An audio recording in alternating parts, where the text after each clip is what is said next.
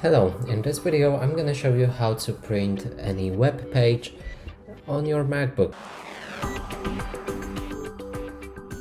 So in order to do this, let's click on our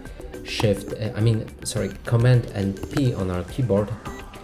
From here, something like this will pop up, and that means we can see our web page and save it as a PDF file. We can also press on see more, and if you have it, you'll be able to print it if you can choose to print it right here. If not, save it as PDF. And now navigate to the download where you just saved it. Actually, I have no idea where I saved it, sorry. Let's try that again. Save. In the downloads. So now let's navigate to our downloads folder.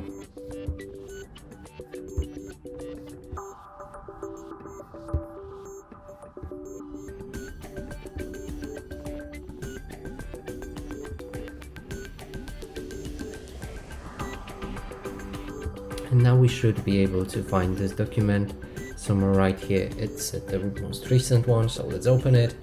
And now if we want to print it, simply click the same command. So click on Command and P.